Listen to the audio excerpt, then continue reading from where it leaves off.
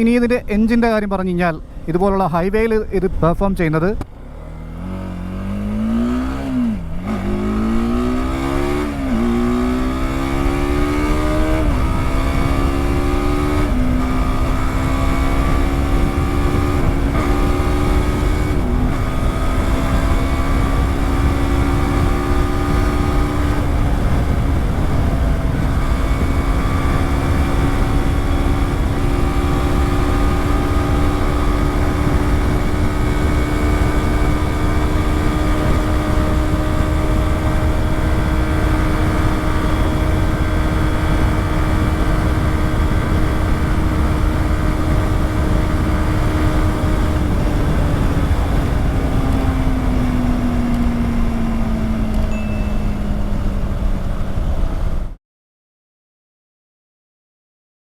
TVS Apache RTX 300 ഈ ഒരു വണ്ടിയാണോ ഈ സെഗ്മെൻറ്റിൽ ഇന്ത്യയിലെ ഏറ്റവും മികച്ച അഡ്വഞ്ചർ ടൂറർ?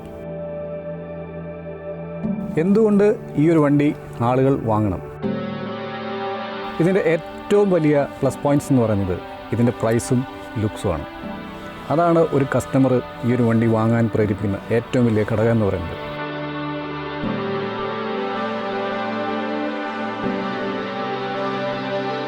ഇതിൻ്റെ സിറ്റി റൈഡ് എക്സ്പീരിയൻസ്, ഹൈവേ, അതുപോലെ ഓഫ് റോഡ് എക്സ്പീരിയൻസ്, നല്ല കാര്യങ്ങളും മോശപ്പെട്ട കാര്യങ്ങളും, ഈ കാര്യങ്ങൾക്കെല്ലാം ഉള്ള ഒരു ഉത്തരമാണ് ഈ വീഡിയോ. ഇതൊരു ഫാൻ ബേസിൽ ചെയ്യുന്ന ഒരു വീഡിയോ അല്ല. എൻ്റെ ഒരു 5 ദിവസം ഈ വണ്ടി കൈവച്ച് ഞാൻ നല്ല രീതിയിൽ ടെസ്റ്റ് ചെയ്തു. അതിന് ശേഷമുള്ള എൻ്റെ ജെന്യൂനായിട്ടുള്ള ഒപ്പീനിയൻസാണ് ഈ ഒരു വീഡിയോ.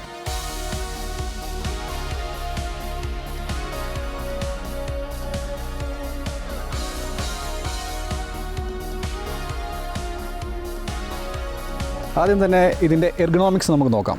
അപ്പോൾ ഞാൻ ജസ്റ്റ് ഒന്ന് കയറിയിരിക്കാം. അപ്പോൾ എനിക്ക് ഇതിൻ്റെ സീറ്റ് ഹൈറ്റ് എന്ന് പറയുന്നത് 835 mm ആണ്.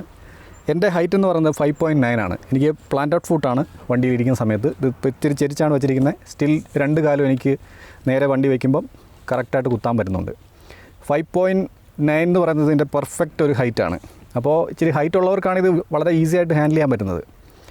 എന്നാൽ ഹൈറ്റ് കുറഞ്ഞവർക്ക് ഒരു 5.5, 5.6 ഉള്ളവർക്ക് ഇത് ഓടിക്കാൻ മേലെന്ന് ചോദിച്ചാൽ അത്യാവശ്യം സ്കില്ലുണ്ടെങ്കിൽ അവർക്ക് ഓടിക്കാം. പക്ഷേ നോർമലി ഓടിക്കുന്ന സമയത്ത് പ്രശ്നമില്ല. വണ്ടി നമുക്കിപ്പോൾ ഒരു ഓഫ് റോഡിലൊക്കെ കൊണ്ടുവന്ന സമയത്ത് ഒരു വശം ഫ്ലാറ്റായിട്ടും ഒരു സൈഡ് കുറച്ച് എന്താ പറയുക കുത്തനെയുള്ള ഇറക്കം പോലെ ഇരിക്കുകയാണെങ്കിൽ നമുക്ക് 2 കാലും അവിടെ കുത്താൻ പറ്റത്തില്ല. അപ്പോൾ വീഴാനുള്ളൊരു ചാൻസ് ഉണ്ട്. സോ അങ്ങനെയുള്ള ചില റിസ്ക്കുകളുണ്ട്. പക്ഷേ നിങ്ങൾ സ്കിൽഡ് ആണെങ്കിൽ നിങ്ങൾക്ക് തീർച്ചയായിട്ടും ഹൈറ്റ് കുറഞ്ഞവർക്കും ഓടിക്കാൻ പറ്റും. എൻ്റെ ഒരു അഭിപ്രായത്തിൽ ഒരു 5.7 to 6 ഫീറ്റ് വരെയുള്ളവർക്ക് ഇത് കംഫർട്ടബിൾ ആയിരിക്കും. പിന്നെ പില്ലിൻ്റെ കംഫർട്ട് നോക്കുകയാണെങ്കിൽ നമ്മൾ ഹൈവേയിൽ ലോങ് സ്ട്രെച്ചിൽ പോകുമ്പം അത്യാവശ്യം കംഫർട്ടബിളായിട്ടാണ് എനിക്ക് ഫീൽ ചെയ്യാൻ പറ്റിയത്. അതുപോലെ നമുക്ക് ഫ്ലാറ്റായിട്ടുള്ളതും ഡീസൻറ്റ് കുഷ്യൻ തരുന്ന ഒരു പില്ലിയൻ സീറ്റ് സെറ്റപ്പാണ് വന്നിരിക്കുന്നത്. ഓഫ് റോഡൊക്കെ ചെയ്യുന്ന സമയത്ത് ഇതിൻ്റെ ഒരു കംഫർട്ട് എന്ന് പറയുന്നത് സസ്പെൻഷൻ വളരെ സോഫ്റ്റാക്കി ഇട്ട് കഴിഞ്ഞ് കഴിഞ്ഞാൽ നമുക്ക് നല്ല ഒരു കംഫർട്ട് കിട്ടുന്നുണ്ട്. നമ്മളിപ്പോൾ ഒരു നിന്നൊക്കെ ഓടിക്കുന്ന സമയത്ത് ഇതിൻ്റെ സസ്പെൻഷൻ യൂണിറ്റ് എന്ന് പറയുന്നത് വളരെയധികം BTOയിൽ നല്ല രീതിയിൽ സപ്പോർട്ട് ചെയ്യുന്നുണ്ട്. ബേസ് വേരിയൻറ്റിൽ അത്രയും ചിലപ്പോൾ നിങ്ങൾക്ക് അതിൻ്റെ ഒരു കംഫർട്ട് ഫീൽ ചെയ്യണമെന്നില്ല, കാരണം അഡ്ജസ്റ്റബിൾ അല്ലാത്തതുകൊണ്ട്. സ്റ്റിൽ ഡീസൻ്റ് ആയിട്ടുള്ളൊരു കംഫർട്ട് ബേസ് വേരിയൻറ്റിൽ നിന്ന് കിട്ടുമെന്നാണ് ഞാൻ പ്രതീക്ഷിക്കുന്നത്. പിന്നെ ഇതിപ്പം ഓഫ് റോഡ് ചെയ്യുന്ന സമയത്ത് ഇതിൻ്റെ സസ്പെൻഷൻ വളരെയധികം ഇതിനെ സപ്പോർട്ട് ചെയ്യുന്നുണ്ട്. ലോങ് ട്രാവലുള്ള സസ്പെൻഷൻ യൂണിറ്റാണ് ഫ്രണ്ടിൽ വരുന്നത്. ഫുള്ളി അഡ്ജസ്റ്റബിൾ ആണ്. കംപ്രഷനും നമുക്ക് അഡ്ജസ്റ്റ് ചെയ്യാൻ പറ്റും. റിയറിൽ മോണോഷോക്കാണ്, അതും ഫുള്ളി അഡ്ജസ്റ്റബിൾ ആണ്. പ്രീലോഡും അതുപോലെ തന്നെ ഹാർഡാക്കാം, സോഫ്റ്റ് ആക്കാം. അപ്പോൾ അത് വളരെ യൂസ്ഫുള്ളാണ്. നിങ്ങളിപ്പോൾ ഒരു ഹെവി ഹാർഡ് കോർ ഓഫ് റോഡർ ആണെന്നുണ്ടെങ്കിൽ BTOയിലേക്ക് പോകാം. അതല്ലാന്നുണ്ടെങ്കിൽ നിങ്ങൾക്ക് ബേസ് വേരിയൻറ്റ് അല്ലെങ്കിൽ ടോപ്പ് വേരിയൻറ്റ് പ്രിഫർ ചെയ്യാവുന്നതാണ്. പിന്നെ നമുക്ക് എണീറ്റൊക്കെ നിന്ന് ഓടിക്കുന്ന സമയത്ത് ഇതിൻ്റെ ഹാൻഡിൽ ബാറിൻ്റെ ഒരു ഹൈറ്റ് ഡീസൻ്റ് ആയിട്ടുള്ള ഒരു കംഫർട്ട് തരുന്നുണ്ട്. സ്റ്റിൽ നമുക്ക് കൂടുതലായിട്ട് നിങ്ങൾ ഓഫ് റോഡൊക്കെ ചെയ്യുന്ന ഒരാളാണെങ്കിൽ ഹാൻഡിൽ ബാർ റേസർ വേണമെങ്കിൽ ആഡ് ചെയ്യാൻ പറ്റുന്നതാണ്. ഒരു ബിഗിനർ ഫ്രണ്ട്ലി ആണെന്ന് ചോദിച്ചു കഴിഞ്ഞാൽ ഈ ഒരു വണ്ടി ബിഗിനർ ഫ്രണ്ട്ലി ആണെന്ന് എനിക്ക് പറയാൻ പറ്റത്തില്ല. ഒരുപാട് പേര് അങ്ങനെ പറയണ കേട്ടു. അത് ഇതിൻ്റെ engine character wise urban mode അല്ലെങ്കിൽ റെയിൻ മോഡ് ഇട്ട് ഓടിക്കുന്ന സമയത്ത് ബിഗിനർ ഫ്രണ്ട്ലി ആയിട്ട് എൻജിൻ ബിഹേവ് ചെയ്യും. പക്ഷേ ഇപ്പോൾ ഒരു സ്കൂട്ടറൊക്കെ ഓടിച്ചിട്ട് പെട്ടെന്ന് ഈ വണ്ടി ഒരു ബൈക്ക് എടുക്കാം എന്ന് വിചാരിച്ച് ഈ വണ്ടി എടുക്കാൻ പോയി കഴിഞ്ഞ് കഴിഞ്ഞാൽ അവരെ കൊണ്ട് പറ്റുന്ന പ്രശ്നം എന്ന് വെച്ച് കഴിഞ്ഞാൽ ഈ വണ്ടി 180 kg ഉണ്ട്. അപ്പോൾ ഓഫ് റോഡ് പോലെയുള്ള സ്ഥലങ്ങളിലൊക്കെ പോകുന്ന സമയത്ത് നിങ്ങൾക്ക് ഹാൻഡിൽ ചെയ്യാൻ ഇച്ചിരി ബുദ്ധിമുട്ടുണ്ടാവും. അപ്പോൾ അതുപോലെ കുറച്ചൊരു സ്കിൽഡ് ആയിട്ടുള്ള ആൾക്കാർക്കാണ് ഇത് കംഫർട്ടബിൾ ആകുന്നത്.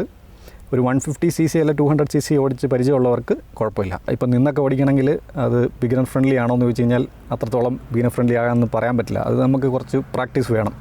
പ്രത്യേകിച്ച് ADV ബൈക്കുകൾ ഹാൻഡിൽ ചെയ്യാൻ നമുക്കൊരു ഗട്ട്സും അതുപോലെ തന്നെ സ്കില്ലും വേണം. അതാദ്യം നിങ്ങൾ മനസ്സിലാക്കുക. അല്ലാതെ ആരെങ്കിലും പറയുന്നത് കേട്ടിട്ട് പെട്ടെന്ന് ചാടിപ്പോയി എടുക്കാൻ നിൽക്കരുത്. നിങ്ങൾ ടെസ്റ്റ് റൈഡ് ചെയ്യണം. അപ്പോൾ നിങ്ങൾ ടെസ്റ്റ് റൈഡ് ചെയ്യാന്ന് പറഞ്ഞാൽ ചെറിയൊരു 2 minutes വണ്ടി ഓടിച്ചിട്ട് കാര്യമില്ല. നിങ്ങളൊരു ലോങ് സ്ട്രെച്ചും അതുപോലെ ചെറിയ കുണ്ടും കുഴിയൊക്കെ ഉള്ള സ്ഥലങ്ങളിലൂടെയൊക്കെ ഒന്ന് ഓടിച്ച് നോക്കണം.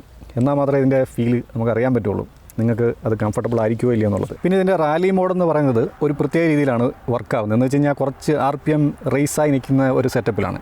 കാരണം എന്താണെന്ന് വെച്ച് കഴിഞ്ഞാൽ ഈ ഒരു വണ്ടിയുടെ ലോ ആൻഡ് ടോർക്ക് അത്ര ഗംഭീരമായിട്ട് ഉള്ള ഒരു ലോ ആൻഡ് ടോർക്ക് അല്ല. ഇതിനകത്ത് GTT ടെക്നോളജി ഉള്ളത് കൊണ്ട് തന്നെ ആ ഒരു ലോ ആൻഡ് ടോർക്കിൻ്റെ ഒരു കുറവ് അവരതിൽ ക്രമീകരിച്ചിട്ടുണ്ട്. RPM കുറച്ച് ഇൻക്രീസ് ചെയ്തിട്ട് ഫ്യൂലിങ്ങിലൊക്കെ കുറച്ച് അഡ്ജസ്റ്റ്മെൻറ്റ് നടത്തി ഇലക്ട്രോണിക്കലി അതിനെ മാനേജ് ചെയ്യാൻ അവർ മാക്സിമം ശ്രമിച്ചിട്ടുണ്ട്.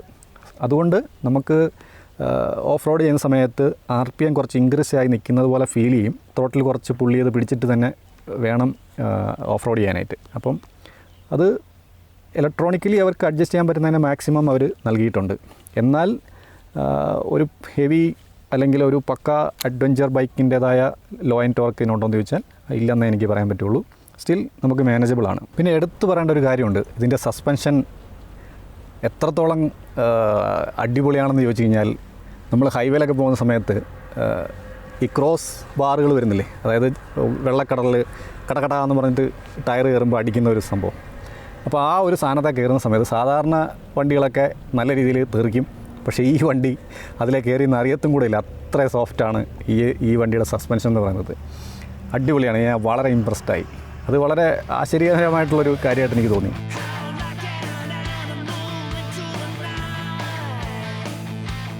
ഇനി ഇതിൻ്റെ എൻജിൻ്റെ കാര്യം പറഞ്ഞു കഴിഞ്ഞാൽ ഇതുപോലുള്ള ഹൈവേയിൽ ഇത് പെർഫോം ചെയ്യുന്നത് അർബൻ അതുപോലെ റെയിൻ, ഇത് 2 മോഡും വളരെ മയത്തിലാണ് വർക്ക് ചെയ്യുന്നത്. എന്ന് വെച്ച് കഴിഞ്ഞാൽ 5000 RPM വരെയുള്ള ആ ഒരു ലിമിറ്റ് ഭയങ്കര കാം ആൻഡ് ക്വയറ്റ് ആയിട്ടാണ് വർക്ക് ചെയ്യുന്നത്. അപ്പം ഇതിൻ്റെ മാക്സിമം പവർ എന്ന് പറയുന്നത് ടൂർ മോഡിലാണ് അവൈലബിൾ ആകുന്നത്. റാലി മോഡ് നമുക്ക് ഓഫ് റോഡിൽ എക്സ്പീരിയൻസ് ചെയ്യാൻ വേണ്ടിയിട്ടാണ്. അപ്പോൾ എല്ലാ മോഡിലും കാലിബ്രേഷൻ കുറച്ച് ഡിഫറെൻ്റ് ആണ്. അവരത് ട്യൂൺ ചെയ്തിരിക്കുന്നത് ഡിഫറെൻ്റ് ആയിട്ടുള്ള സ്റ്റൈലിലാണ്. അപ്പോൾ അർബൻ മോഡെന്ന് പറഞ്ഞു കഴിഞ്ഞാൽ പക്ക നമുക്കൊരു സിറ്റിക്ക് വേണ്ടി മാത്രമായിട്ട് ബിൽഡ് ചെയ്തിരിക്കുന്ന അല്ലെങ്കിൽ ഡിസൈൻ ചെയ്തിരിക്കുന്ന ഒരു മോഡാണ്. അത് വളരെ ബിഗിനർ ഫ്രണ്ട്ലി ആയിട്ട് ഫീൽ ചെയ്യും. എന്ന് വെച്ച് കഴിഞ്ഞാൽ 5000 RPM വരെ വളരെ കാം ആൻഡ് ക്വയറ്റ് ആണ്. ഒരു 200cc വണ്ടി ഓടിക്കുന്ന പോലെ നമുക്ക് ഓടിച്ച് കിടക്കാൻ പറ്റും. എന്നാൽ 5000+ RPM കയറുന്ന സമയത്ത് നമുക്ക് കുറച്ചുകൂടെ പെർഫോമൻസ് കിട്ടും. ടോപ്പ് സ്പീഡ് അതിനകത്ത് ലിമിറ്റ് ചെയ്തിട്ടുണ്ട്. പിന്നൊന്നെന്ന് പറയുന്നത് ടൂർ മോഡ് ആകുമ്പോൾ നമുക്കിതിൻ്റെ കംപ്ലീറ്റ് പൊട്ടൻഷ്യൽ കിട്ടും. സോ 35 അല്ലെ 36 bhp എന്ന് പറയുന്ന ആ ഒരു സംഭവം കംപ്ലീറ്റ് ആയിട്ട് കിട്ടുന്നത് ആ ഒരു മോഡിലാണ്. നമുക്കിതിനകത്ത് ടോർക്ക് അവൈലബിൾ ആകുന്നത് 28 Nm ആണ്. സ്പീഡ് കുറഞ്ഞാലും എൻജിൻ നോക്കിങ് അങ്ങനെ അധികമായി വരുന്നില്ല. പക്ഷേ എന്നാൽ ആ ലോ എൻഡ് ടോർക്ക് പുള്ള് നമുക്ക് അത്രത്തോളം കിട്ടത്തില്ല എന്നുള്ളത് ഒരു യാഥാർത്ഥ്യമാണ്. അത് എസ്പെഷ്യലി നമുക്ക് ഫീൽ ചെയ്യുന്നത് ഇപ്പോൾ ഓഫ് റോഡിലൊക്കെ സ്ലോയിൽ പോവുകയാണെന്നുണ്ടെങ്കിൽ നമുക്കത് ശരിക്കും അറിയാൻ പറ്റും. പക്ഷേ സ്റ്റിൽ ഇതിൻ്റെ റാലി മോഡ് എന്ന് പറയുന്ന ആ ഒരു ഓപ്ഷൻ എടുത്തു കഴിയുമ്പം നമുക്ക് കുറച്ചും കൂടെ RPM ഇങ്ങനെ കയറി നിൽക്കുന്നത് പോലത്തെ ഒരു എഫക്റ്റിലാണ് അത് വർക്ക് ചെയ്യുന്നത്. സോ ഡീസൻറ്റ് പുൾ അവിടെ കിട്ടുന്നുണ്ട്. എങ്കിലും ഒരു over torque law and torque നിങ്ങൾ പ്രതീക്ഷിക്കരുത്. പക്ഷേ പവറിൻ്റെ കാര്യത്തിൽ ടൂർ മോഡ് 5000+ RPM കയറുമ്പം വണ്ടി കുറച്ചൊന്ന് പവർ കിക്കുകയും പിന്നെ ഒരു 6000 7000 8000 RPM അതിനെ ഒന്ന് മാനേജ് ചെയ്ത് കൊണ്ടുപോകാനുള്ള ആ സ്പീഡ് മെയിൻറ്റെയിൻ ചെയ്യാനുള്ള ഒരു പവർ, പിന്നെ ഒരു 8000 9000 ആ സമയത്താണ് നമ്മൾ ശരിക്കും പറഞ്ഞു കഴിഞ്ഞാൽ ഈ ഒരു വണ്ടി വളരെയധികം എഫിഷ്യൻ്റ് ആണെന്ന് നമുക്ക് ഫീൽ ചെയ്യുന്നത്. എന്ന് വെച്ചാൽ പെർഫോമൻസിൻ്റെ കാര്യത്തിൽ ആ ഒരു 35 bhp ശരിക്കും നമുക്ക് അവൈലബിൾ ആകുന്നത് ഇതിൻ്റെ ടോപ്പ് RPM-ലാണ്. അപ്പോൾ വേറൊരു വിഷയം വരുന്നതെന്ന് വെച്ച് കഴിഞ്ഞാൽ TVS ഇതിൻ്റെ ടോപ്പ് എൻഡ് ഒരു 145 ലിമിറ്റ് ചെയ്തിരിക്കുക. എന്ന് വെച്ച് കഴിഞ്ഞാൽ അത് മീറ്ററിൽ, റിയൽ ലൈഫിൽ 139 ആണ് ടോപ്പ് സ്പീഡ്. GPS ഒക്കെ വെച്ച് നോക്കുകയാണെന്നുണ്ടെങ്കിൽ നമുക്ക് കിട്ടത്തുള്ളൂ. അപ്പോൾ സ്റ്റിൽ ആ ഒരു സമയം വരെ വളരെ ക്വിക്കായിട്ട് റീച്ചാകും. അത് ഇതിൻ്റെ ഒരു പ്ലസ് പോയിൻ്റാണ്. വണ്ടി പവർ ഇനീഷ്യൽ RPMസിൽ കുറവാണെങ്കിലും 5000+ RPM റിങ് ചെയ്ത് പിടിക്കുന്ന സമയത്ത് വണ്ടി ഒരു 100+ കയറുന്ന അല്ലെ ടോപ്പ് എൻഡിലേക്ക് കയറുന്ന ആ ഒരു സമയം വളരെയധികം ചെറിയ സമയം എടുക്കുന്നുള്ളൂ. വളരെ ക്വിക്കായിട്ടാണ് കയറിപ്പോകുന്നത്. അത് നല്ലൊരു കാര്യമായിട്ട് എനിക്ക് ഫീൽ ചെയ്തു. 145 മീറ്റർ കൺസോളിൽ കാണിക്കുന്നതിന് ശേഷം വണ്ടി ഇങ്ങനെ ലോക്കായിട്ട്, വണ്ടിക്ക് പവറുണ്ട് പക്ഷേ അത് എടുക്കാൻ സമ്മതിക്കാത്ത ഒരവസ്ഥയിലാണ് എൻജിൻ ഇരിക്കുന്നത്. അത് മതി എന്നുള്ള രീതിയിൽ നമ്മളെ ലോക്ക് ചെയ്ത് വെച്ചിരിക്കുക, RPM ലിമിറ്റ് ചെയ്തിരിക്കുക. അല്ലെങ്കിൽ ഈ വണ്ടി ഒരു 160+ പോകാനുള്ള കേപ്പബിലിറ്റി ഇതിനുണ്ട്. പിന്നെ ഇതിൻ്റെ ക്രൂസിങ് സ്പീഡ് നമുക്ക് ഹൈവേയിൽ ഒരു 80 to 90 നമുക്ക് സ്മൂത്തായിട്ട് ഓടിക്കാം. അതിന് മേലെ വൈബ്രേഷനുണ്ട്. അതിനകത്ത് വൈബ്രേഷൻ്റെ കാര്യത്തിൽ എനിക്ക് കുറച്ച് കാര്യങ്ങൾ ഡീറ്റെയിൽ ആയിട്ട് പറയാനായിട്ടുണ്ട്. അത് നമുക്ക് ഇനി ഇരുന്ന് സംസാരിക്കാം. അപ്പോൾ വൈബ്രേഷൻ എവിടെയൊക്കെ ഫീൽ ചെയ്യുന്നത് ചോദിച്ചു കഴിഞ്ഞാൽ, നമ്മളുടെ ഓവറോൾ ഈ ഒരു ഫെയറിങ്ങിൻ്റെ പോർഷനിലും ലൈറ്റായിട്ടുള്ള തരിപ്പുണ്ട്. പിന്നെ നമ്മുടെ ഫുട് പാക്കിലും ഉണ്ട്. മിനിമലായിട്ട് ഈ ഹാൻഡിൽ ബാറിൻ്റെ ഈ ഗ്രിപ്പിലും വരുന്നുണ്ട്. പിന്നെ നമുക്ക് 6th ഗിയറിൽ നമുക്കൊരു 45-50 റേഞ്ചിൽ ഓടിക്കാൻ പറ്റുന്നുണ്ട്. അപ്പോൾ നോക്കിംഗ് ഒന്നും അങ്ങനെ വരുന്നില്ല. ഇപ്പോൾ അത് സിംഗിൾ റൈഡിലാണ് കേട്ടോ, നമുക്ക് നോക്കിംഗ് ഒന്നുമില്ല. ഇങ്ങനത്തെ ഫ്ലാറ്റ് റോഡിൽ ഈസി ആയിട്ട് ഓടിക്കാം, ഒരു 45-നും 50-നും ഇടയ്ക്ക്.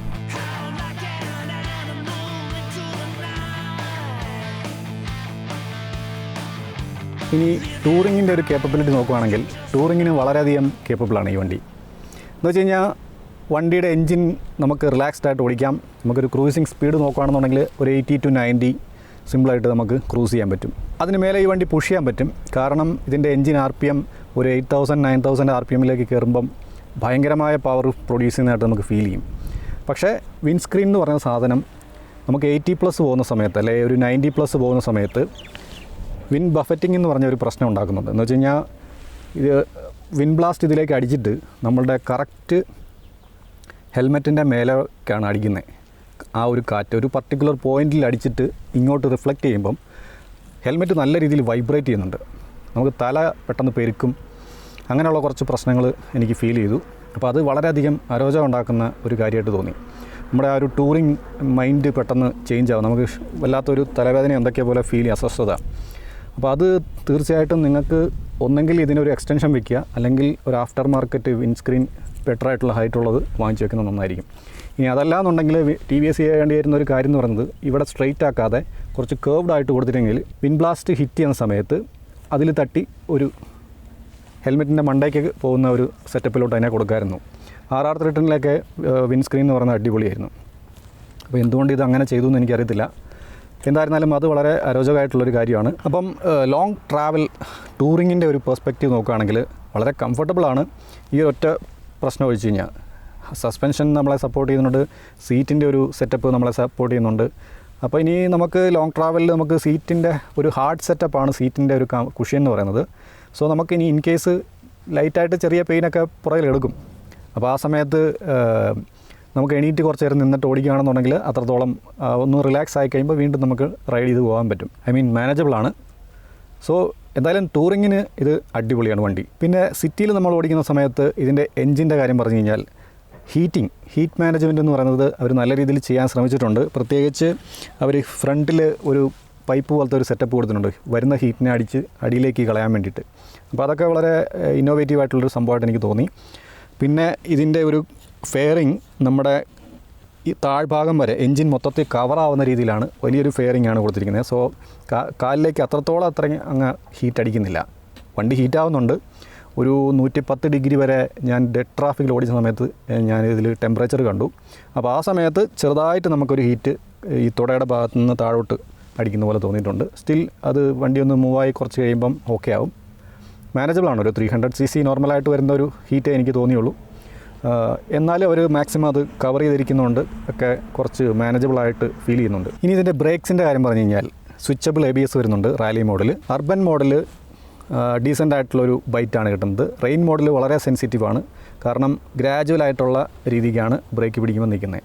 ടൂർ മോഡൽ കുറച്ചുകൂടെ നമുക്ക് ബൈറ്റ് കിട്ടുന്നുണ്ട്, നല്ല കോൺഫിഡൻസ് കിട്ടുന്നുണ്ട്. പക്ഷേ ഇതിൻ്റെ ബ്രേക്ക് കാലിപ്പേഴ്സ് എന്ന് പറയുന്നത് വൈബ്രേ അല്ല, അതിൽ ബ്രാൻഡിങ് ഒന്നും കൊടുത്തിട്ടില്ല. എന്തായിരുന്നാലും ബ്രേക്ക് ബൈറ്റ് ഡീസൻ്റ് ആണ്. പക്ഷേ നമുക്കിപ്പം നല്ല ഹൈ സ്പീഡിൽ പോകുന്ന സമയത്ത് കുറച്ചും കൂടെ ഒരു ബെറ്റർ ബ്രേക്കിംഗ് കൊടുക്കാമെന്ന് തോന്നി ഇതിൻ്റെ ഒരു പെർഫോമൻസ് വെച്ചിട്ട്. അതൊരു 8000+ RPM ഒക്കെ കയറുന്ന സമയത്ത് 6th ഗിയറിൽ അങ്ങനെ ഒരു ടോപ്പ് എൻഡൊക്കെ എടുക്കുന്ന സമയത്തുള്ളൂ നമുക്ക് അങ്ങനെ ഫീൽ ചെയ്യത്തുള്ളൂ. അല്ലാതെ ഞാൻ സാറ്റിസ്ഫൈഡ് ആണ്. ഒരു 100 km സ്പീഡിൻ്റെ ലിമിറ്റിൽ നോക്കുമ്പം കുഴപ്പമില്ല, അത്യാവശ്യം നല്ല ബ്രേക്ക് ബൈറ്റ് ഉണ്ട്. പിന്നെ ഇതിനെ സപ്പോർട്ട് ചെയ്യുന്ന ബ്രേക്കിനെ സപ്പോർട്ട് ചെയ്യുന്ന മറ്റൊരു ഘടകമാണ് ഇതിൻ്റെ ടയർ. നല്ല ഗ്രിപ്പുള്ള ടയറാണ്, ഡ്യുവൽ പർപ്പസ് ടയറാണ്, ഒരു സോഫ്റ്റ് കോമ്പൗണ്ട് ആയിട്ടുള്ള ടയറാണ്. എന്ന് വെച്ച് കഴിഞ്ഞാൽ റോഡിൽ ഇങ്ങനെ സ്റ്റിക്ക് ചെയ്ത് നിൽക്കും, നമുക്ക് നല്ല കോൺഫിഡൻസ് കിട്ടുന്നുണ്ട്. ഓഫ് റോഡിലാണെങ്കിലും ഓൺ റോഡിലാണെങ്കിലും നല്ല കോൺഫിഡൻസ് കിട്ടുന്നുണ്ട്. ഈവൻ കോർണറിങ് ചെയ്ത് ഞാൻ നോക്കി, വണ്ടി വളരെ കംഫർട്ടബിളായിട്ട് എനിക്ക് എന്നെ അത്ഭുതപ്പെടുത്തിയത് ഒരു ADV ആണ് ഞാൻ ഓടിച്ചതെന്ന് എനിക്ക് ഫീൽ ചെയ്തില്ല. ഒരു സ്പോർട്സ് ബൈക്ക് ഓടിക്കുന്ന ലാഘവത്തിൽ എനിക്കിതിനെ കോർണറിങ് ചെയ്യാൻ പറ്റി ഹൈ സ്പീഡിൽ. അപ്പോൾ അത് വളരെ ഒരു ടയറിൻ്റെ ഒരു ക്വാളിറ്റിയാണ് അവിടെ എനിക്ക് മനസ്സിലാക്കാൻ പറ്റിയത്. പിന്നെ പോരാത്തതിന് ട്രെല്ലീസിൻ്റെ ഫ്രെയിമാണ്, ആ ഒരു റിജിഡിറ്റി നമുക്ക് ശരിക്കും ഫീൽ ചെയ്യുന്നുണ്ട്. ഹൈ സ്പീഡിൽ നല്ല സ്റ്റേബിളാണ് വണ്ടിക്ക് ഒരു കുലുക്കോ ഇല്ല. ഈവൻ ഇതിൻ്റെ സോഫ്റ്റ് ആയിട്ടുള്ള സസ്പെൻഷൻ സെറ്റപ്പ് ഞാൻ ഇട്ടിട്ടും ഹൈ സ്പീഡിൽ പൊളിയായിട്ടാണ് എനിക്ക് ഫീൽ ചെയ്തത്. ഒട്ടും കോൺഫിഡൻസിന് നമുക്ക് പ്രശ്നം വരുന്നില്ല. പിന്നെ ബ്രേക്ക് ചെയ്യുന്ന സമയത്ത് ഒരു നോർമൽ ലോങ് ട്രാവൽ സസ്പെൻഷൻ ഉള്ള വണ്ടിക്ക് കിട്ടാവുന്ന ഒരു നോസ് ഡൈവ് മാത്രമേ ഉള്ളൂ ഇതിന്. അത് നല്ല രീതിയിൽ തന്നെ അവർ ചെയ്തിട്ടുണ്ട്. സസ്പെൻഷൻ യൂണിറ്റിൻ്റെ കാര്യത്തിൽ ഞാൻ ഹാപ്പിയാണ്. ഇനി ഇതിൻ്റെ ഡിസൈൻ അതുപോലെ ബിൽഡ് ക്വാളിറ്റിയുടെ കാര്യം പറഞ്ഞു കഴിഞ്ഞാൽ, ഡിസൈൻ ഇതിൻ്റെ ഒരു മെയിൻ ഹൈലൈറ്റാണ്. എന്ന് വെച്ച് കഴിഞ്ഞാൽ ഈ ഒരു വണ്ടി ലവ് അറ്റ് ഫസ്റ്റ് സൈറ്റ് എന്ന് പറയുന്ന പോലെയാണ്, നമ്മൾ ആരും വീണു പോകും, അത്രയ്ക്കും കിടു ലുക്കാണ് ഈ വണ്ടിക്ക്. പിന്നെ TVSൻ്റെ ഡിസൈൻ ടീം നല്ല രീതിയിൽ പല വണ്ടികളിൽ നിന്നും ഇൻസ്പിറേഷൻ എടുത്തിട്ടുണ്ട്. എന്ന് വെച്ച് കഴിഞ്ഞാൽ നമുക്ക് ഇതിൻ്റെ ഹെഡ്ലൈറ്റ് യൂണിറ്റ് കാണുമ്പം വളരെ അഗ്രസീവായിട്ട് തോന്നും. അതിലകത്തൊരു ട്വിസ്റ്റ് ഉള്ളത്, നമ്മൾക്കിപ്പോൾ ഒരു ഹോണ്ട ADV 700 അതിൻ്റെയൊക്കെ ഒരു ഇൻസ്പിറേഷൻ കാണാനുണ്ട് ഹെഡ്ലൈറ്റ് യൂണിറ്റിൽ. പിന്നെ നമ്മുടെ ട്രയംഫ് ടൈഗറിൻ്റെയും അങ്ങനെയുള്ള കുറച്ച് വണ്ടികളുടെ ഇൻസ്പിറേഷൻ സൈഡിൽ നിന്നൊക്കെ നോക്കുമ്പോൾ, പ്രത്യേകിച്ച് ഈ ട്രെല്ലീസ് ഫ്രെയിമൊക്കെ കാണുമ്പം നമുക്കങ്ങനെ ഫീൽ ചെയ്യുന്നുണ്ട്. ഓവറോൾ എന്തായിരുന്നാലും ആ ഒരു ഇൻസ്പിറേഷൻ ഉണ്ടെങ്കിൽ പോലും TVSൻ്റെ ഡിസൈൻ ടീമിന് നല്ല പണി അറിയാം, അതാണ് യാഥാർത്ഥ്യം. വണ്ടി ആര് കണ്ടാലും ഒറ്റ നോട്ടത്തിൽ ഇഷ്ടപ്പെട്ടു പോകും. ആ സ്പോട്ടിൽ ചിലപ്പോൾ ബുക്ക് ചെയ്തൊന്നും വരും, ഈവൻ ടെസ്റ്റ് റൈഡ് ചെയ്യാതെ. പിന്നെ ഫിറ്റ് ആൻഡ് ഫിനിഷിൻ്റെ കാര്യം പറഞ്ഞു കഴിഞ്ഞാൽ ഡീസൻ്റ് ആയിട്ടുള്ള പെയിൻറ്റ് ക്വാളിറ്റി നല്ലതാണ്. അതുപോലെ തന്നെ സ്വിച്ച് ഗിയേഴ്സൊക്കെ നല്ല ക്വാളിറ്റിയുള്ള സെയിം RTR 310 വരുന്ന പോലത്തെ സ്വിച്ച് ഗിയേഴ്സാണ്. നല്ല പ്ലാസ്റ്റിക് ക്വാളിറ്റിയൊക്കെ അത്യാവശ്യം നല്ല തിരക്കേടില്ല. സസ്പെൻഷൻ യൂണിറ്റും അങ്ങനെയുള്ള കാര്യങ്ങളൊക്കെ, ഹെഡ്ലൈറ്റ് യൂണിറ്റിൻ്റെ ഒരു വിസിബിലിറ്റി നോക്കുകയാണെങ്കിൽ നല്ല ത്രോ ഉള്ള ഇൻറ്റൻസിറ്റി തരുന്ന ഒരു ഹെഡ്ലൈറ്റ് യൂണിറ്റാണ്, സിറ്റിയിലാണെങ്കിലും ഹൈവേയിലാണെങ്കിലും. അതുപോലെ തന്നെ നമുക്കിപ്പം പവർഫുള്ളാണ്, എത്രത്തോളം പവർഫുള്ളാണെന്ന് ചോദിച്ചു കഴിഞ്ഞാൽ, ഇപ്പോൾ ഒരു RR 310 പ്രൊജക്ടർ ഹെഡ് ലാമ്പുമായിട്ട് കമ്പയർ ചെയ്യുകയാണെങ്കിൽ അത്രയും പവർഫുള്ളല്ല, എന്നാൽ നമുക്ക് വേണ്ടിയ ഒരു പവർ തരുന്ന ഹെഡ്ലൈറ്റ് യൂണിറ്റ് തന്നെയാണ് ഈ ഒരു ഹെഡ് ലാമ്പ് യൂണിറ്റ് എന്ന് പറയുന്നത്. ക്ലാസ് D ലെവലാണ് ഇതിനകത്തെ ഹെഡ് ലാമ്പ് യൂണിറ്റ്. പിന്നെ ഇതിൻ്റെ ഈ ഫ്രണ്ടിൽ വരുന്ന ഈ ഒരു ബ്ലാക്ക് ഫിനിഷ്, അത് കുറച്ച് വെയിലൊക്കെ അടിച്ച് കുറച്ച് കഴിയുമ്പോൾ ഫെയ്ഡായി പോകാൻ സാധ്യതയുള്ള രീതിക്കാണ് അതിൻ്റെ ഒരു ടെക്സ്ചർ എനിക്ക് മനസ്സിലാക്കാൻ പറ്റിയത്. അത് ഫ്യൂച്ചറിൽ നമുക്കറിയാൻ പറ്റുള്ളൂ. എൻജിൻ്റെ കാര്യം പറഞ്ഞു കഴിഞ്ഞാൽ RTX D4 എന്ന് പറയുന്ന ഒരു എഞ്ചിനാണ്. TVSൻ്റെ ഓൺ എഞ്ചിനാണ് ഇതിനകത്ത് വന്നിരിക്കുന്നത്. ഇതിനകത്ത് ഡ്യുവൽ OHC ആണ് വരുന്നത്, ഡൗൺ ഡ്രാഫ്റ്റ് പോർട്ടിംഗ് ഉണ്ട്, ഡ്യുവൽ ഓയിൽ പമ്പ് വരുന്നുണ്ട്. അതായത് 2 ടൈപ്പിലുള്ള കൂളിംഗ് സിസ്റ്റമാണ് ഇതിനകത്ത് സെറ്റപ്പ് ചെയ്തിരിക്കുന്നത്. അതിൻ്റെ കൂളിംഗ് ജാക്കറ്റ് 2 വരുന്നുണ്ട്. അതുപോലെ ഡ്യുവൽ ബ്രീത്തർ സിസ്റ്റവും അങ്ങനെയുള്ള ഒരു ഹൈ പെർഫോമൻസിൽ നമുക്ക് കുറച്ചും കൂടെ എഫിഷ്യൻ്റായിട്ട് വർക്ക് ചെയ്യും. എഫിഷ്യൻ്റായിട്ടുള്ള കൂളിങ്ങും ഒപ്റ്റിമലായിട്ടുള്ള ഒരു ലൂബ്രിക്കേഷനും ഒക്കെ അത് സപ്പോർട്ട് ചെയ്യും. അപ്പോൾ കൺസിസ്റ്റൻ്റ് ആയിട്ടുള്ള ഒരു പവർ ഔട്ട്പുട്ട് നമുക്ക് ലോങ് ഡ്യൂറേഷനിൽ കിട്ടും എന്നുള്ളതാണ് TVS പറയുന്നത്. റീസെൻ്റായിട്ട് ബിൽഡ് ചെയ്ത ഒരു എഞ്ചിൻ ആയതുകൊണ്ട് തന്നെ RR 310 എഞ്ചിനല്ല, അതിൽ നിന്ന് അവർ ഇൻസ്പയർ ചെയ്തിട്ടുണ്ട്. പക്ഷേ നമുക്കിതിനകത്ത് ഒരുപാട് കാര്യങ്ങൾ അവർ റീവർക്ക് ചെയ്തിട്ടുണ്ട്. അപ്പോൾ അതുകൊണ്ട് തന്നെ പുതിയൊരു എഞ്ചിനായതുകൊണ്ട് തന്നെ ഇതിൻ്റെ റിലയബിലിറ്റിയുടെ ഒരു കാര്യം ചോദിച്ചു കഴിഞ്ഞാൽ അത് TVS ഓഫ് കോഴ്സ് പ്രൂവ് ചെയ്യേണ്ടിയിരിക്കുന്നു. അത് ഫ്യൂച്ചറിൽ നമുക്ക് മനസ്സിലാവും. ഒരു 6 to 8 months കഴിയുമ്പോൾ നമുക്ക് അതിൻ്റെ ഒരു ഫീഡ്ബാക്ക് കിട്ടും. ഒരുപാട് ആൾക്കാർ ആ സമയം എന്തായിരുന്നാലും വണ്ടി വാങ്ങിച്ചിട്ടുണ്ടാവും. അവരുടെ റിവ്യൂസും കാര്യങ്ങളും ജെന്യുവനായിട്ടുള്ളത് വരുമ്പോൾ നമുക്കറിയാൻ പറ്റും എത്രത്തോളം കേപ്പബിലിറ്റി അല്ലെങ്കിൽ റിലയബിലിറ്റി ഉള്ളതാണെന്നുള്ളത്. സ്റ്റിൽ ഞാൻ ഓടിച്ചിട്ട് ഇത് കുഴപ്പമില്ല എന്നെനിക്ക് തോന്നുന്നു. ഒരു ഇനിഷ്യൽ സ്റ്റേജിൽ 5000 കിലോമീറ്റർ കവർ ചെയ്തു. ഇത് വളരെയധികം അബ്യൂസ് ചെയ്ത മീഡിയ വെഹിക്കിളാണ്. സോ ആ ഒരു രീതിക്ക് നോക്കുമ്പം ഈ വണ്ടി ഇപ്പോഴും അത്യാവശ്യം സ്മൂത്തായിട്ട് നമുക്ക് കിട്ടുന്നുണ്ട്. എന്ന് വെച്ച് കഴിഞ്ഞാൽ ഇത്രയും അബ്യൂസ് ചെയ്തൊരു വണ്ടിക്ക് ഞാൻ പ്രതീക്ഷിച്ചാലും കുറവാണ് വൈബ്രേഷൻ. പിന്നെ ഇതിനകത്ത് വന്നിരിക്കുന്ന TFT ഡിസ്പ്ലേ എന്ന് പറയുന്നത് RTRലൊക്കെ വന്നിരിക്കുന്ന അതേ ഡിസ്പ്ലേ ആണ്. ഒരുപാട് ഫീച്ചർ ലോഡാണ്. എന്ന് വെച്ച് കഴിഞ്ഞാൽ നമുക്ക് ഒരുപാട് റൈഡ് ഡീറ്റെയിൽസ് നമുക്ക് ഇതിനകത്തുണ്ട്.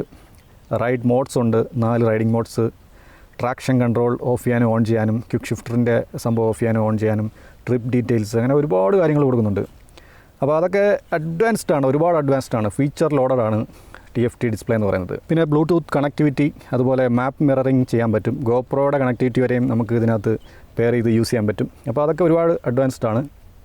പിന്നെ കുറച്ച് ബഗ്സും കാര്യങ്ങളൊക്കെ എനിക്ക് ഇടയ്ക്ക് ഫീൽ ചെയ്തിട്ടുണ്ട്. ചെറിയൊരു ലാഗ് ഇടയ്ക്ക് ചില സമയത്ത് ഫീൽ ചെയ്യുന്നത്. ചിലപ്പം ഓവർ ഹീറ്റൊക്കെ അടിക്കുന്ന സമയത്ത് നമുക്കിത് വണ്ടി ഓഫ് ചെയ്തിട്ട് പിന്നെ ഓൺ ചെയ്യുന്ന സമയത്ത് ചിലപ്പം ഇത് ഓണാകാനൊരു പ്രശ്നം കാണിക്കുന്നുണ്ട്. പിന്നീടത് ഒന്ന് കൂളായി കഴിയുമ്പോൾ വീണ്ടും അത് വർക്കാവുന്നുണ്ട്. പിന്നെ നമ്മൾ സ്റ്റാർട്ട് ചെയ്യുന്ന സമയത്ത് ഈ സ്റ്റാർട്ട് ബട്ടൺ ചില സമയങ്ങളിൽ നമ്മൾ പ്രസ് ചെയ്ത് പിടിച്ചാലും സ്റ്റാർട്ടാവാതെ ഒരു 5 സെക്കൻഡ് കഴിഞ്ഞിട്ടാണ് പിന്നെ സ്റ്റാർട്ടാവുന്നത്. അപ്പോൾ അതൊന്ന് എന്താണെന്ന് ചെറിയ ചെറിയ പ്രശ്നങ്ങളേ ഉള്ളൂ. അതൊക്കെ സോൾവ് ചെയ്യാവുന്ന കാര്യങ്ങളാണ്. ഇനി ഇതിൻ്റെ ഒരു പ്രാക്ടിക്കൽ സൈഡ് നോക്കുകയാണെങ്കിൽ മൈലേജിൻ്റെ കാര്യം പറയാം. മൈലേജ് എന്ന് പറയുന്നത് നമുക്ക് 2 രീതിയിൽ പറയേണ്ടി വരും. അർബൻ മോഡ്, റെയിൻ മോഡൊക്കെ വരുമ്പോൾ പവർ കുറവായതുകൊണ്ട് തന്നെ ഇനീഷ്യൽ RPMസിൽ 5000 RPM വരെ ഒട്ടും എന്താ പറയുക പവർ കൊടുക്കുന്നില്ല. ഒരുപാട് പവർ കട്ട് ചെയ്യുന്നുണ്ട്. നമ്മൾ കൈ കൊടുത്താലും ഒന്ന് റേസായി നിൽക്കുന്ന പോലെ തോന്നുള്ളൂ. സോ അങ്ങനെ ഓടിക്കുന്ന സമയത്ത് നമുക്ക് 30-35 റേഞ്ചിൽ മൈലേജ് കിട്ടും. അതിൻ്റെ ഒരു 5000 RPMന് മേലെ പോയി കഴിഞ്ഞാൽ അത്രത്തോളം കിട്ടില്ല. പക്ഷേ എനിക്ക് ഒരു 2 ലിറ്റർ പെട്രോളിൽ ഏകദേശം 70-71 അടുപ്പിച്ചിട്ട് കിലോമീറ്റർ ട്രാവൽ ചെയ്യാൻ പറ്റി. ഞാനൊരു 5000 RPM താഴെ കീപ്പ് ചെയ്ത് ഓടിച്ച സമയത്ത്.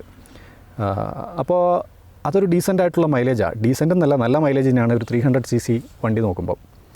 അതേസമയം ടൂർ മോഡൽ ഓടിക്കുകയാണെന്നുണ്ടെങ്കിൽ ഇതിൻ്റെ കംപ്ലീറ്റ് പവർ ആ സമയത്ത് ഔട്ട്പുട്ട് തരും.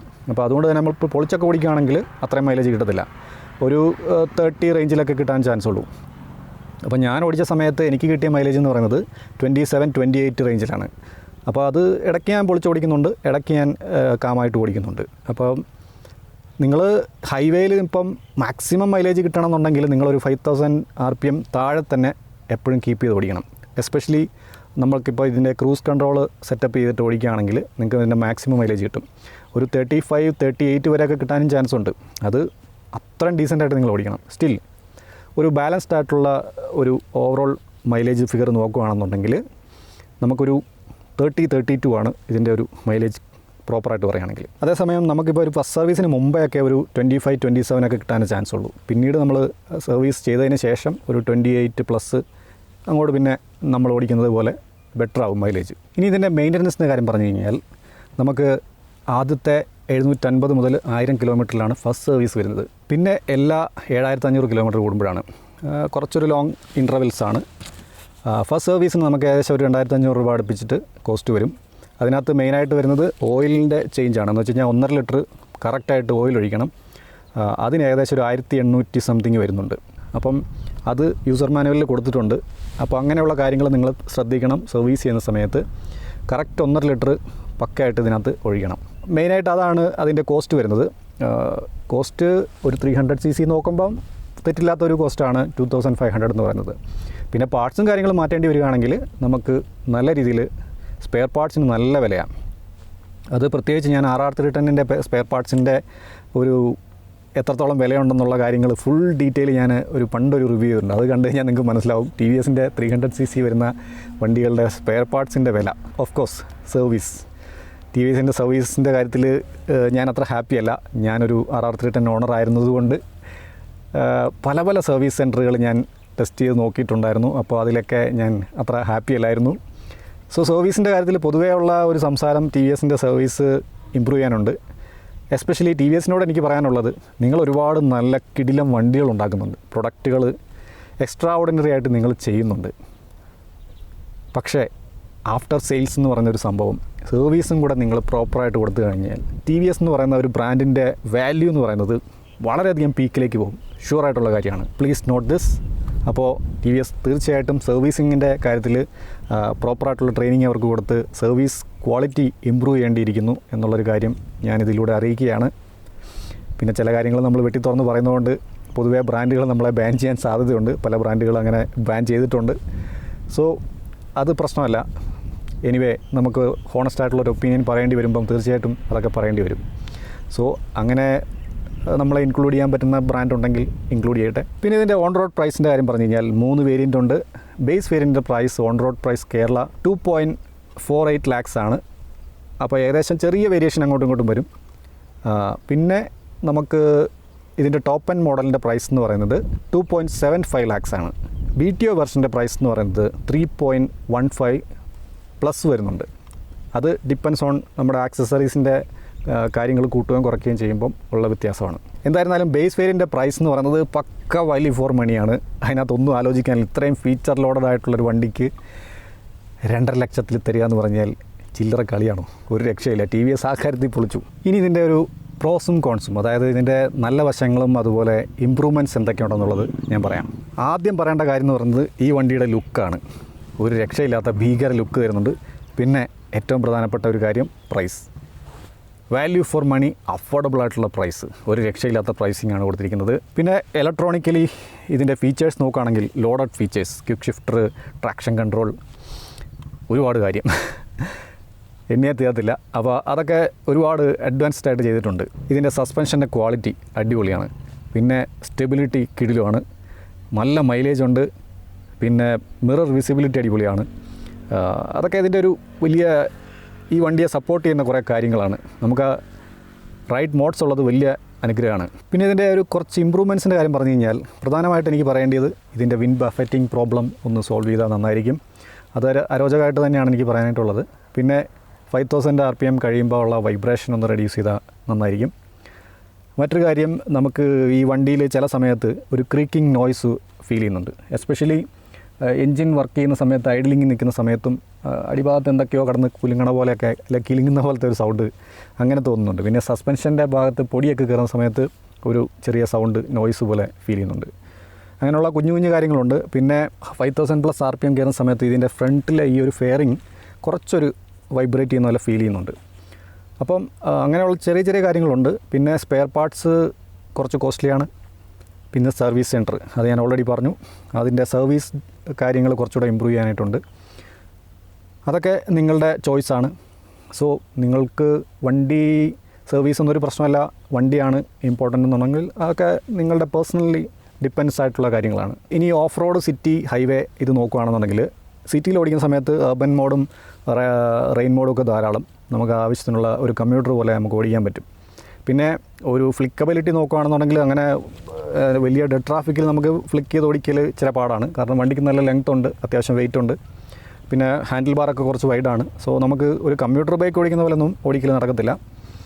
സ്റ്റിൽ മാനേജബിൾ ആണ്. യൂസ്ഡ് ആയി കഴിഞ്ഞ് കഴിഞ്ഞാൽ ട്രാഫിക്കിലൂടെ ഫിൽറ്റർ ചെയ്ത് പോകുക എന്ന് പറയുന്നത് ഇത്തിരി ടഫാണ്. ഇതിൻ്റെ മെയിൻ എന്ന് പറഞ്ഞു കഴിഞ്ഞാൽ ടൂറിംഗ് ആണ്. ടൂറിംഗ് കേപ്പബിൾ ആയിട്ടുള്ള ഹൈവേ ടൂററാണ് ഇത് ശരിക്കും പറഞ്ഞു കഴിഞ്ഞാൽ. പിന്നെ ഓഫ് റോഡിൻ്റെ കാര്യത്തിൽ നമുക്ക് ഡീസൻ്റ് ആയിട്ടുള്ള ഒരു മൈൽഡ് ഓഫ് റോഡിങ് ചെയ്യാൻ പറ്റിയ പാകത്തിനാണ് ഇതിൻ്റെ ഒരു സെറ്റപ്പ് എനിക്ക് മനസ്സിലാക്കാൻ പറ്റിയത്. Heavy hard core off roading ആണെന്ന് പറയാൻ പറ്റില്ല.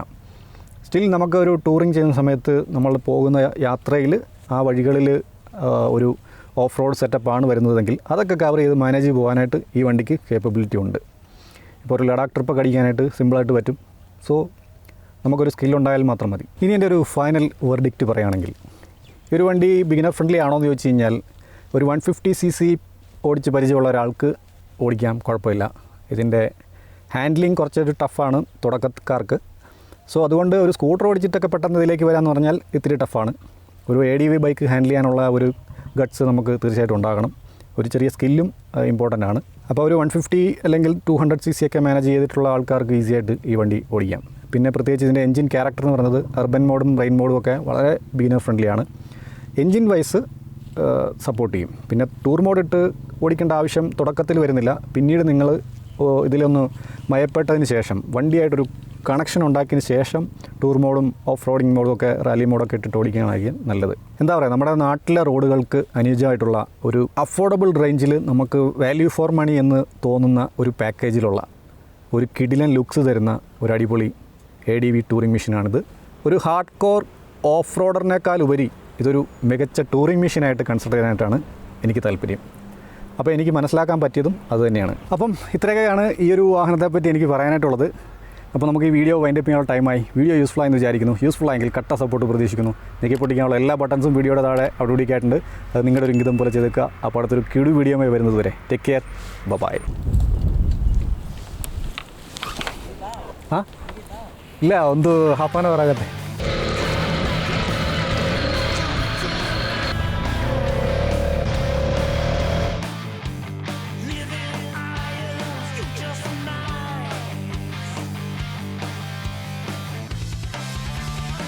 Keep your